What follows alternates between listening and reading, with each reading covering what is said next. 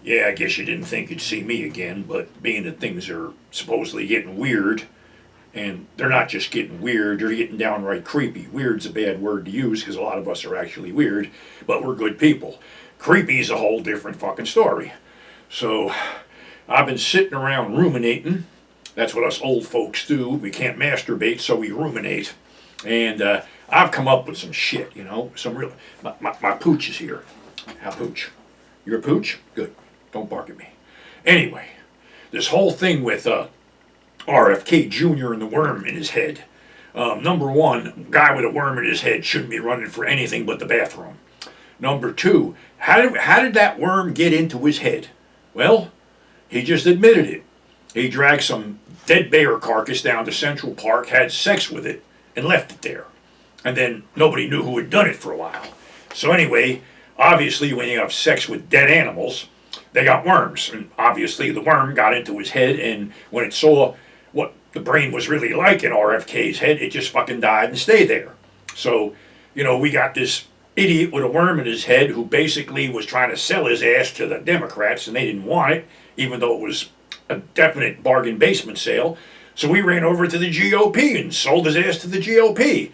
And that couch fucker, JD Pants, or VD Pants, or whatever his name is, said, hey, yeah, we should get him. You know why? Because we all know that somebody tried to assassinate Donald Trump, or at least we think they did. And we also know that nobody attracts bullets like a Kennedy. So yeah, we want him here because he'll attract the bullets that might have hit Trump.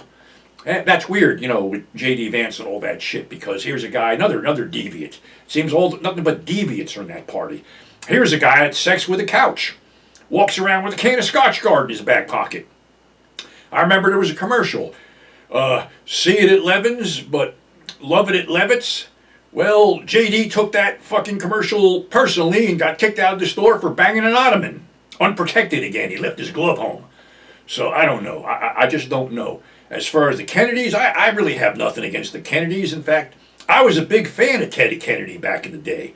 I mean, I used to see him sitting in Congress with his face all bright red and shit, showing off that snow white hair because he had a fucking snootful and was acting like a chimp in a nightclub in New York.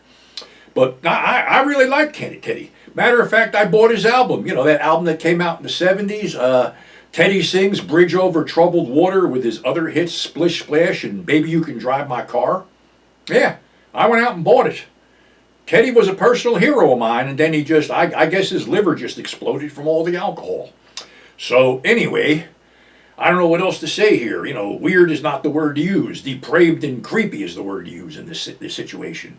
But all I can say is, everybody better get out there in November and vote like your life depended on it, because it actually does this time.